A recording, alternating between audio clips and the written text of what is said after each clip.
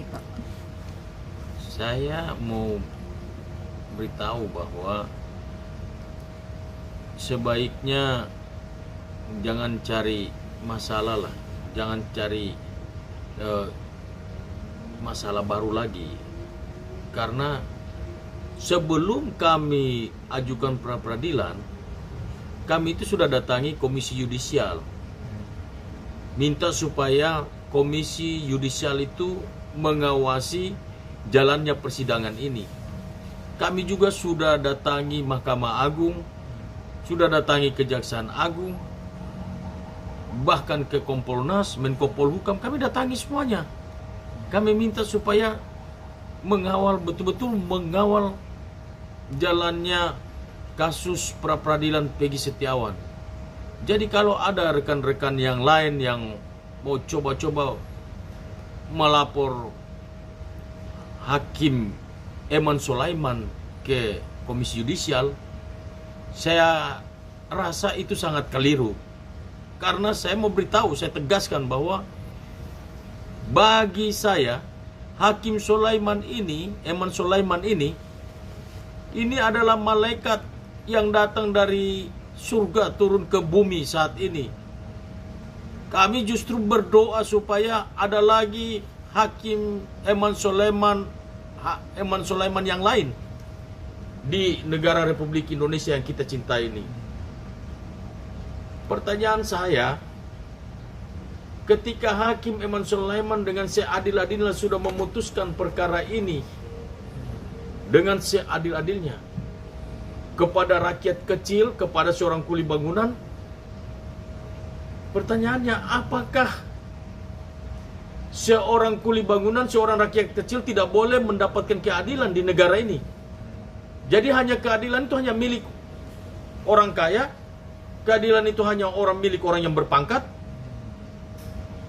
Keadilan itu hanya milik orang-orang tertentu saja? Sementara rakyat kecil ini tidak boleh mendapatkan keadilan. Sangat lucu bagi saya kalau ada rekan-rekan lawyer yang lain mau mencoba membatalkan putusan pra peradilan ini dan mau mencoba menjolimi Hakim Eman Sulaiman ini. Ini perbuatan zolim.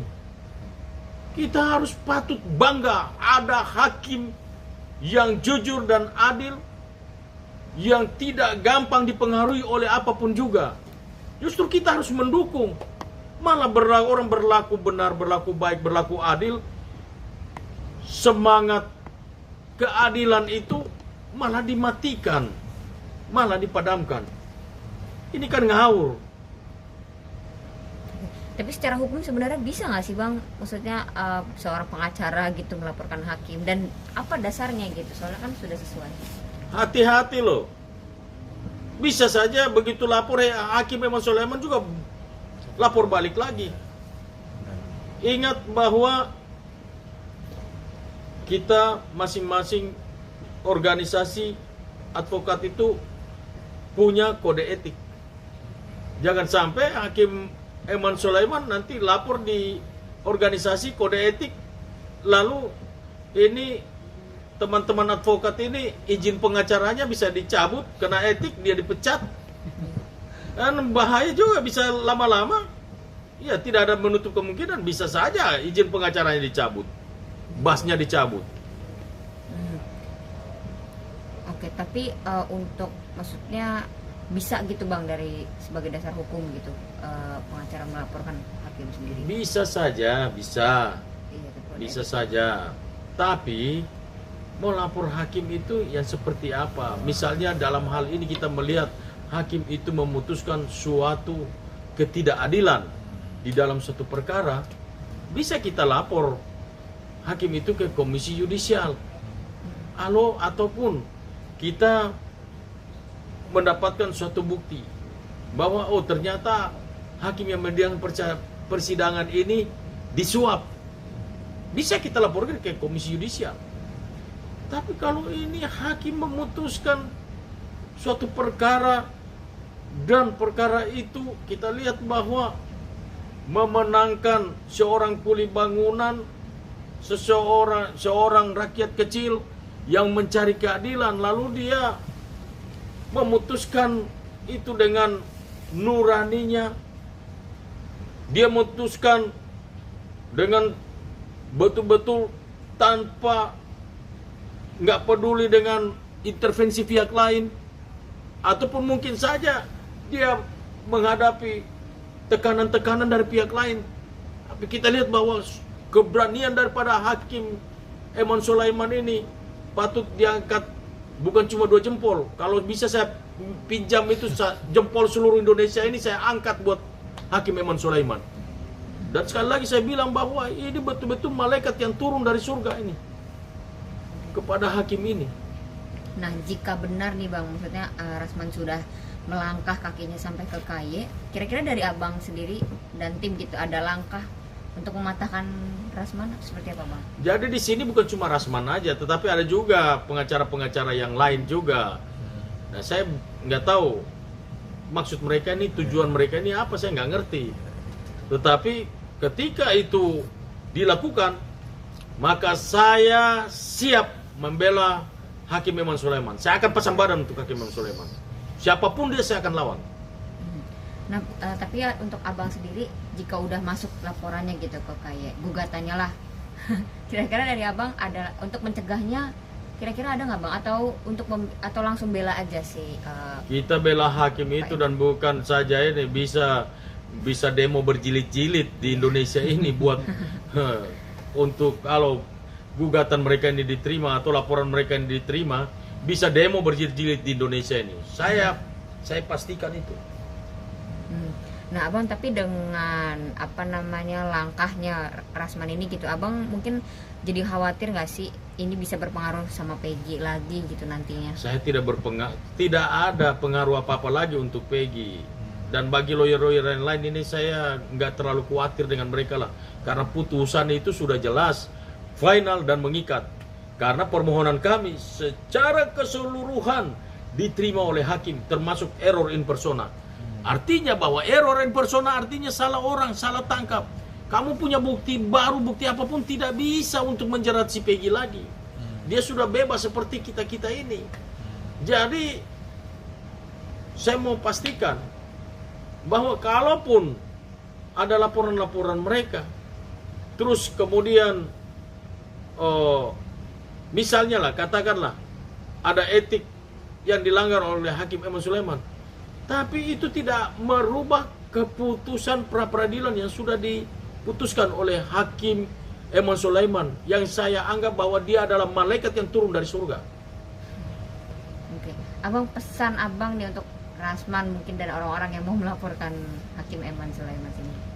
Saya pesankan kepada semua adinda saya Rasman yang saya sayangi, dan rekan-rekan lawyer yang lain, tolong stop, jangan dilanjutin.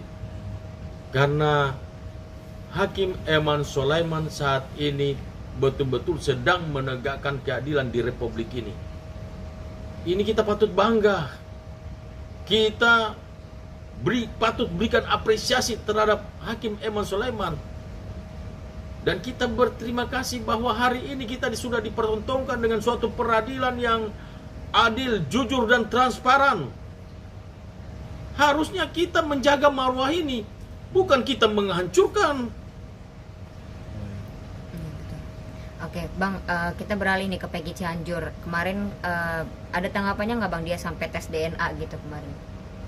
Ya mungkin ya, menurut pendapat saya, karena banyak netizen yang mengatakan bahwa, bukan netizen aja, tetapi ada pengamat-pengamat hukum, terus pemerhati hukum, praktisi-praktisi hukum, mereka menduga bahwa Peggy Cianjur ini salah satu pelaku pembunuhan Vina dan Eki. Makanya itu dia tes DNA agar memastikan bahwa dia bukan pelakunya.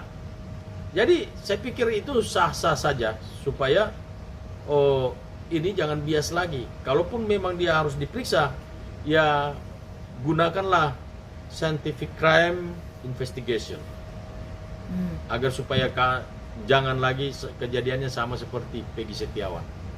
oke. Tapi kalau menurut abang sendiri perlu nggak di Peggy Cianjur diperiksa gitu bang, atau sampai dia tes DNA sebagainya?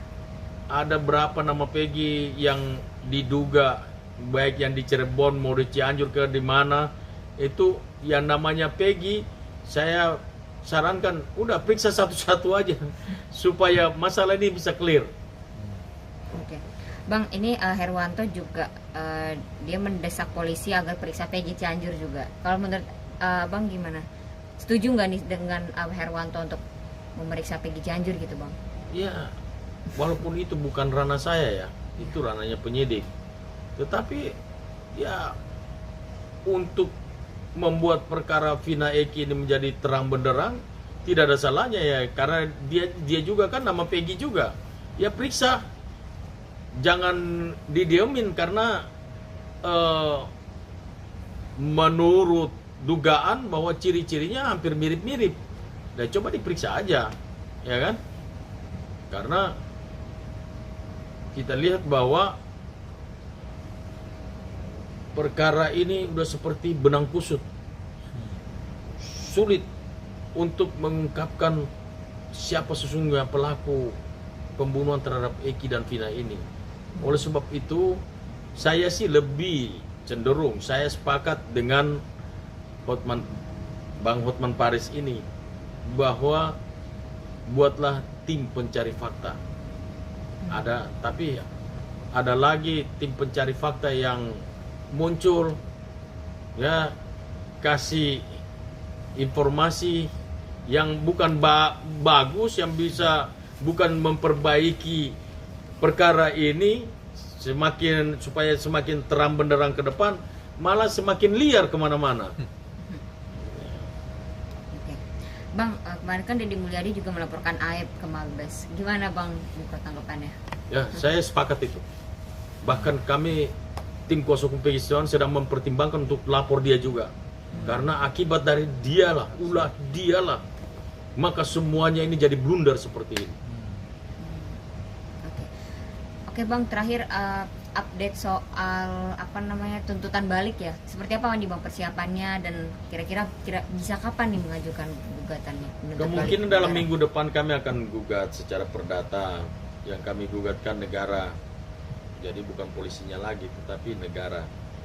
Nah, jadi ganti rugi, cuma soal nominalnya saya tidak tahu berapa, karena kami akan berdiskusi dengan PH-PH yang lain, hanya Peggy yang lain.